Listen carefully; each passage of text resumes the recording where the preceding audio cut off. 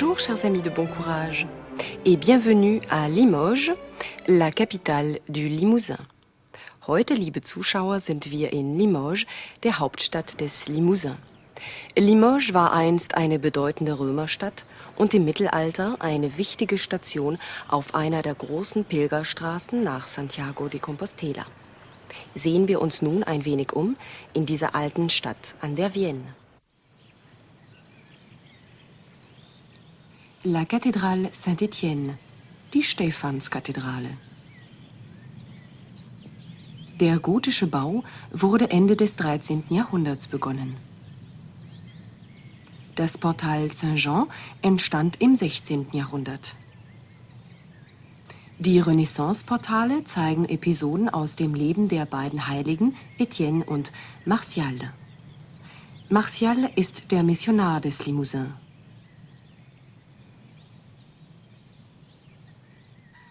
Er brachte im 3. Jahrhundert das Christentum nach Limoges. Die Reliquien des heiligen Martial werden in der Église Saint-Michel-de-Lyon aufbewahrt. Generationen von Wallfahrern sind zu ihm nach Limoges gepilgert. Steinerne Löwen, die den Eingang der Kirche bewachen, gaben Saint-Michel-de-Lyon den Namen.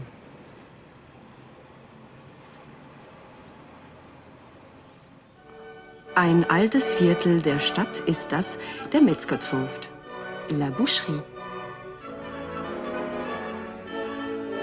Dieses Vieux Quartier mit seinen Fachwerkhäusern ist eine kalorienreiche Gegend.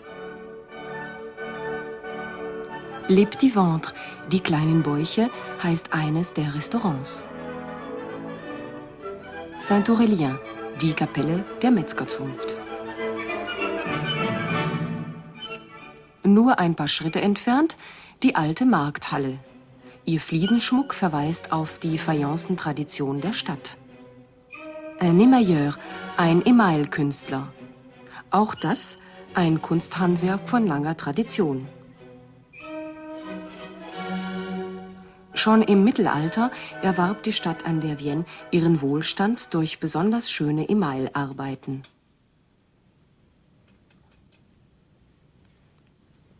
Ein altes Reliquienkästchen aus dem frühen 13. Jahrhundert. Viele dieser Kostbarkeiten aus den Kirchenschätzen des Mittelalters werden im Musée Municipal, dem städtischen Museum von Limoges, gezeigt. Im späten 18. Jahrhundert wurde Limoges zum Zentrum der französischen Porzellanmanufakturen. Ganz in der Nähe hatte man Vorkommen von Kaolin entdeckt, den Rohstoff für das Porzellan.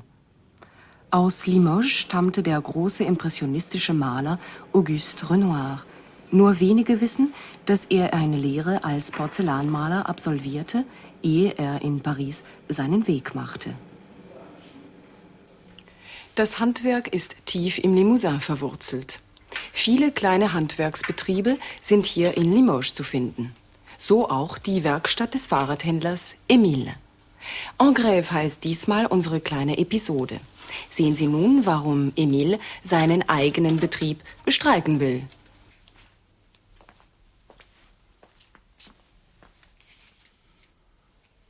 Qu'est-ce qu'il en a fait de son vélo, ce monsieur Gredin? Il est comme un téléphone. Certains clients ne font pas du tout attention. Ils roulent comme des fous, et voilà le résultat. Ça, c'est un beau vélo. Ah oui, il est plus joli que l'autre. C'est comme Monsieur Tapie. Il fait du vélo tous les week-ends, et il tombe tous les week-ends. Alors, tous les lundis, qui vient me voir?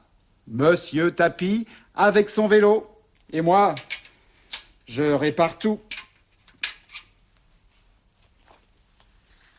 Moi, je suis content d'avoir du travail. Bien sûr, je ne suis pas aussi riche que mon voisin avec sa parfumerie. Mais je suis content.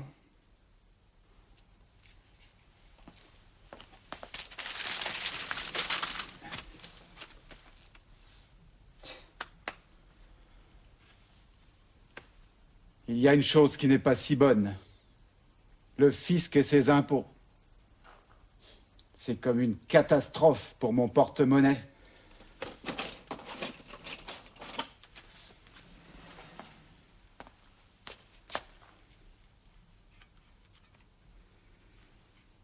Voilà, c'est réparé.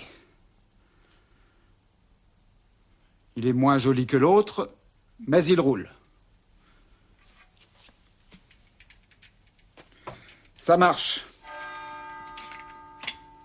Je n'ai rien oublié. Tout y est. Oui.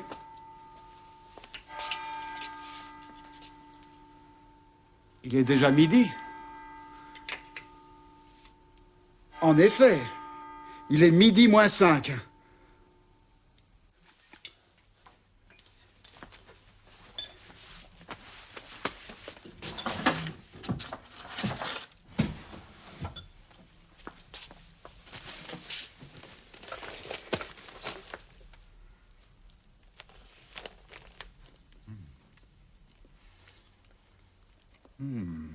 Il est bon, ce sandwich. Mais avec ça, il sera meilleur. Je vais écouter les informations. Le ministre des Finances veut une réforme fiscale et ça m'intéresse. Mesdames et messieurs, bonjour. Il est midi. Voici les informations. Une réforme fiscale pour l'année prochaine. Le ministre des Finances, M. Billet, vient de l'annoncer.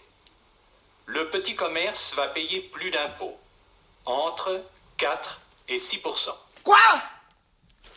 Entre 4 et 6 % de plus? Il ne peut pas faire ça, ministre! Ce n'est pas possible!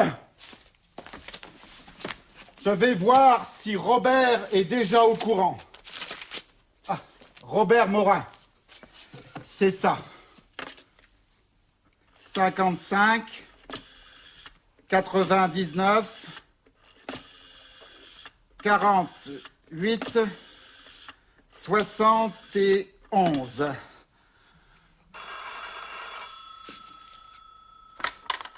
Allô? Allô, c'est Robert? Oui? Salut, c'est Émile. Ah, c'est toi. Salut. Dis donc, Robert, tu as écouté les informations? Non? Je suis en train de peindre une tasse en porcelaine. Pourquoi? Qu'est-ce qu'il y a? Tu sais, la réforme fiscale. Oui. Eh bien, ça y est, elle est faite. Nous paierons plus d'impôts l'année prochaine, entre 4 et 6 %. Ça alors? Mais c'est un scandale! On travaille comme 4 et on paye beaucoup plus d'impôts. Non, ce n'est pas normal. Moi, je fais grève. Tu as raison, Émile. Moi aussi, je vais faire grève. Et j'appelle nos collègues. D'accord, je t'appellerai ce soir. Salut. Salut.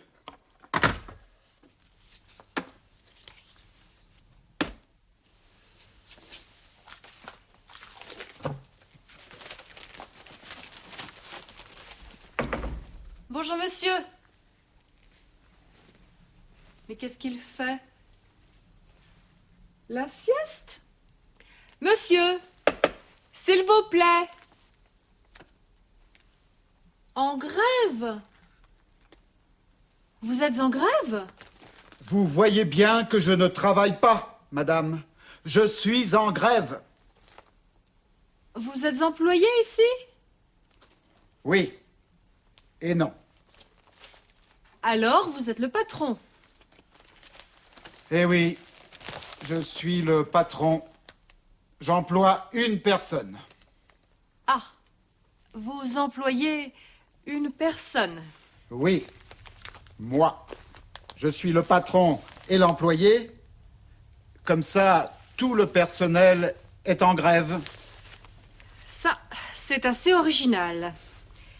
Et vous ne voulez pas réparer mon vélo? Non. Je suis désolé. Vous voyez, j'ai eu un petit accident. Je ne peux plus rouler. Et je suis pressée. Et je suis en grève, madame. Pour quelle raison? Parce que notre ministre des Finances veut une réforme fiscale. Et moi, je ne suis pas d'accord. Une réforme? Allô? Émile, c'est Robert. Oui, qu'est-ce qu'il y a? Écoute vite les informations. La radio s'est trompée. Ah bon? D'accord. Merci.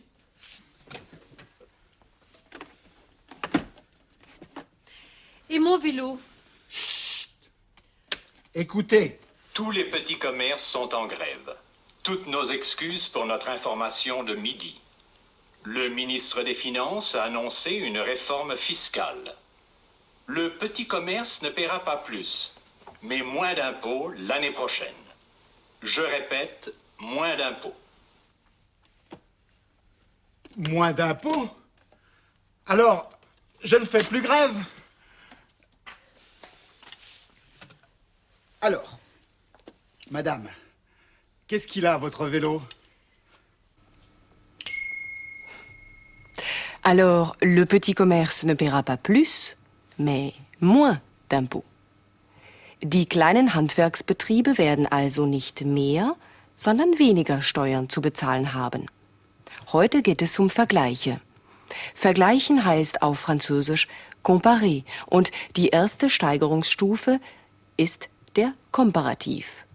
Diesen Komparativ drücken wir im Französischen durch plus, mehr, moins, weniger, aussi, ebenso, beziehungsweise si, so aus. Cette tasse est plus grande que l'autre. Plus grande que, größer als. Den Vergleichswörtern wie bzw. als entspricht im Französischen immer que. Cette tasse est moins grande que l'autre. Moins grande que, kleiner als.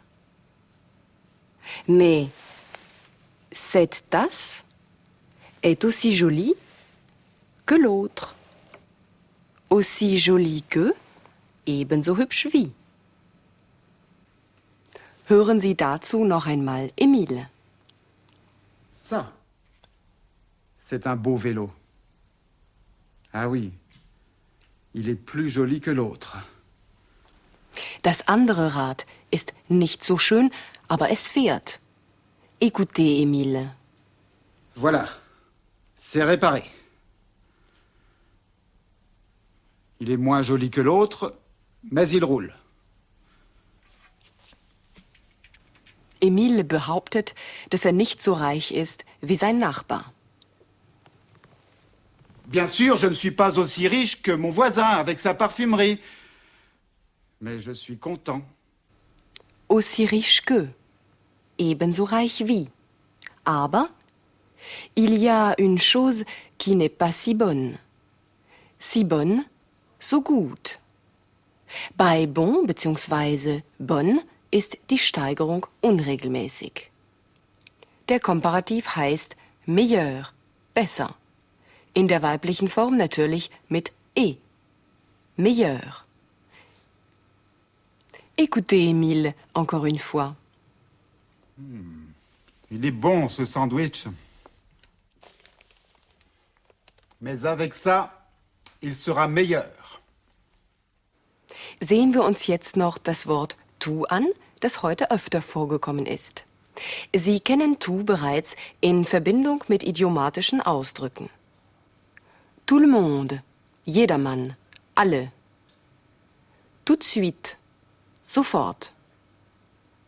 Tout à l'heure, später, nachher.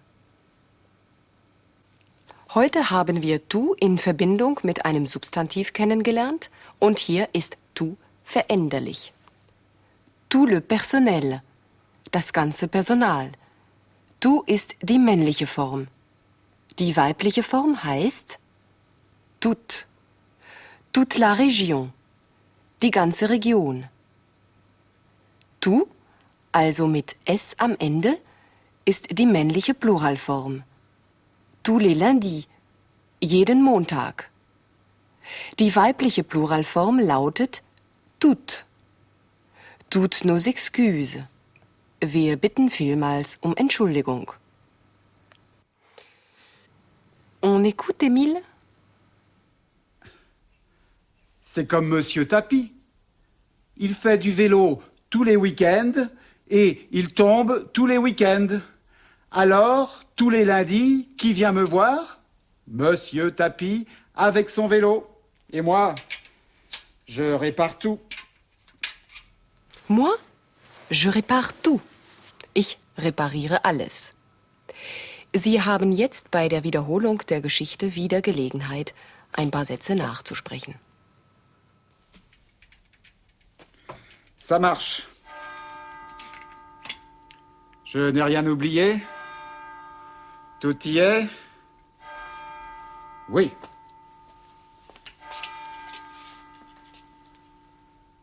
Il est déjà midi. En effet, il est midi moins 5.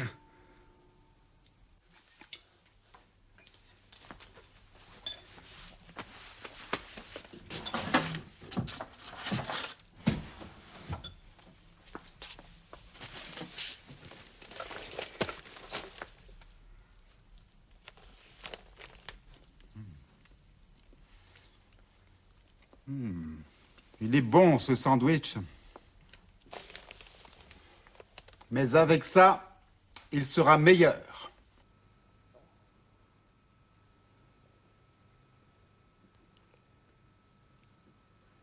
Mais avec ça, il sera meilleur. Le ministre des Finances veut une réforme fiscale et ça m'intéresse. Mesdames et messieurs, bonjour. Il est midi. Voici les informations. Une réforme fiscale pour l'année prochaine. Le ministre des Finances, M. Billet, vient de l'annoncer. Le petit commerce va payer plus d'impôts, entre 4 et 6%. Quoi? Entre 4 et 6% de plus? Il ne peut pas faire ça, le ministre! Ce n'est pas possible! Je vais voir si Robert est déjà au courant. Ah, Robert Morin. C'est ça. 55, 99, 48, 71. Salut. Dis donc, Robert, tu as écouté les informations? Non? Je suis en train de peindre une tasse en porcelaine. Pourquoi? Qu'est-ce qu'il y a? Tu sais, la réforme fiscale. Oui. Eh bien, ça y est, elle est faite. Nous paierons plus d'impôts l'année prochaine.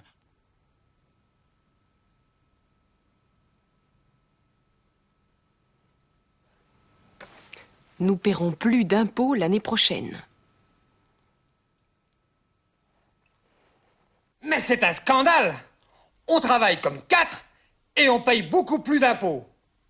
Non, ce n'est pas normal. Moi, je fais grève. Tu as raison, Émile. Moi aussi, je vais faire grève. Et j'appelle nos collègues. D'accord, je t'appellerai ce soir.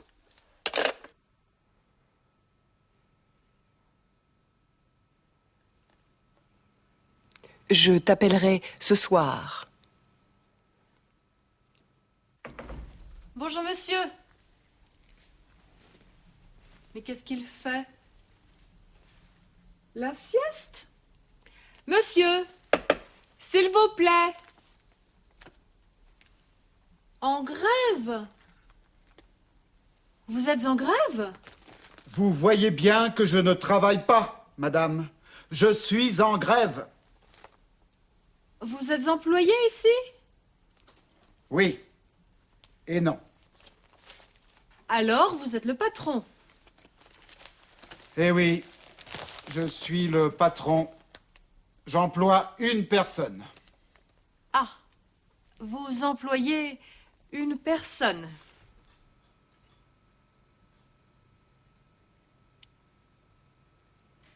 Vous employez une personne. Oui, moi. Je suis le patron et l'employé. Comme ça, tout le personnel est en grève. Ça, c'est assez original. Et vous ne voulez pas réparer mon vélo? Non. Je suis désolé.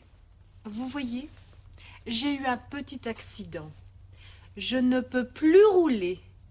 Et je suis pressée. Et je suis en grève, madame.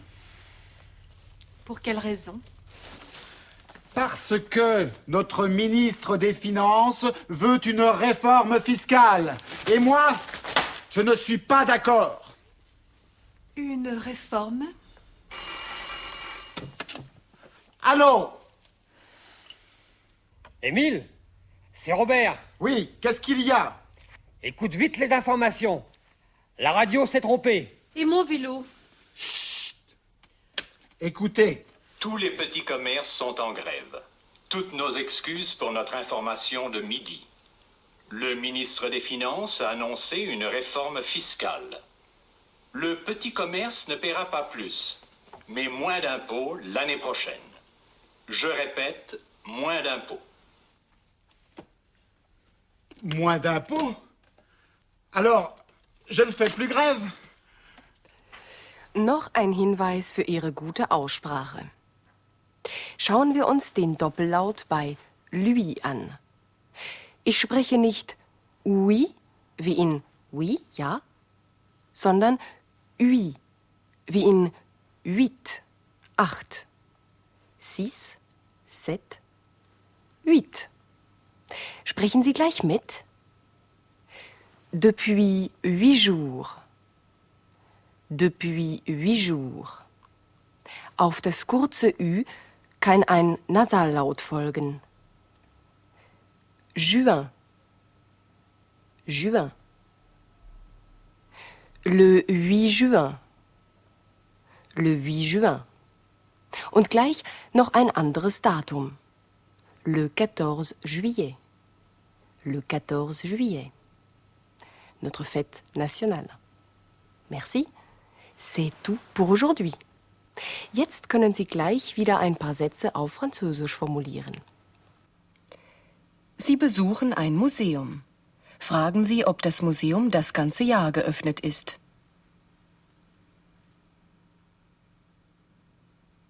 Le musée est ouvert toute l'année?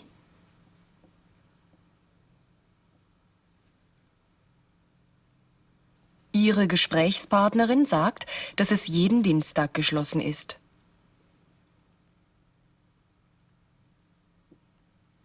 Il est fermé tous les mardis.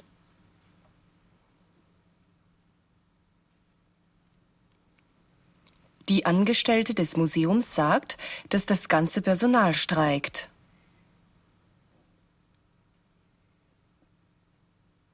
Tout le personnel est en grève.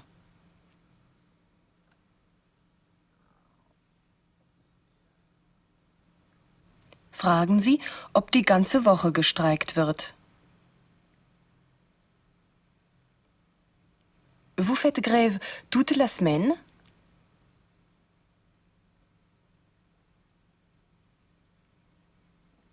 Die Angestellte meint, dass das Museum am Freitag offen sein wird.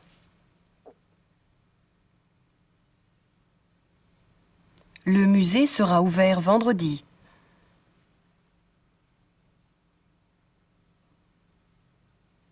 Sagen Sie, dass Sie am Freitag kommen werden. Alors, je viendrai vendredi. Wir verlassen nun Limoges, um die dazugehörige Landschaft, das Limousin, zu erkunden.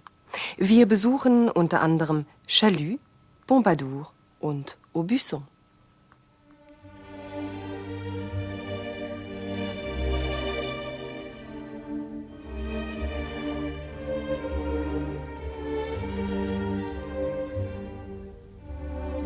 Auguste Renoir schrieb einmal über seine Heimat, es sei mehr als ein Leben nötig, um alle dort vorkommenden Varianten der Farbe Grün zu erfassen.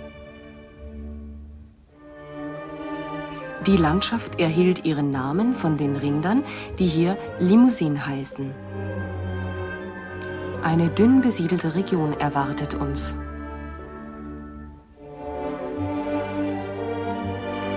Lestour, eine Burgruine aus dem 12. Jahrhundert.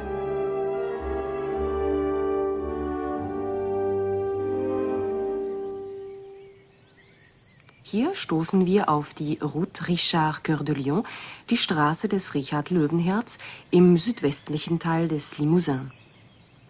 Vor der Burg von Chalus-Chabrol kam der englische König Richard, der Sohn von Aliénor d'Aquitaine, 1199 durch einen Pfeilschuss ums Leben.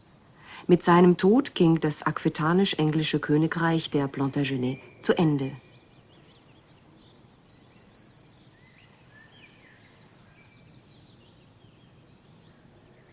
Le Chalard, eine romanische Kirche aus dem 11. Jahrhundert, die während des Hundertjährigen Krieges von den Engländern befestigt wurde. Auch sie liegt auf der Route Richard Cœur de Lion.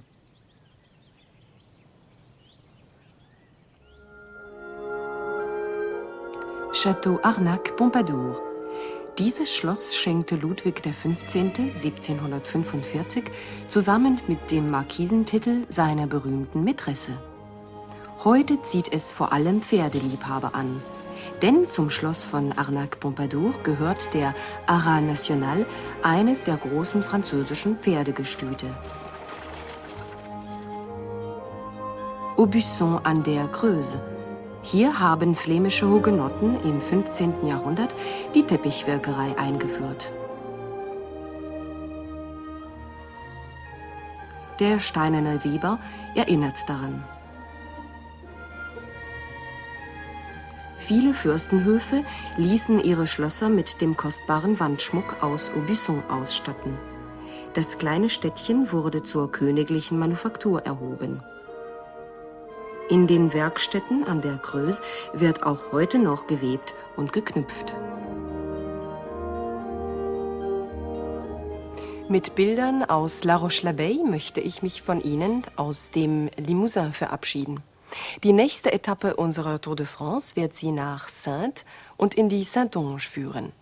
Ich hoffe, Sie werden unser Rendezvous dort nicht vergessen. Merci à vous, au revoir et bon courage.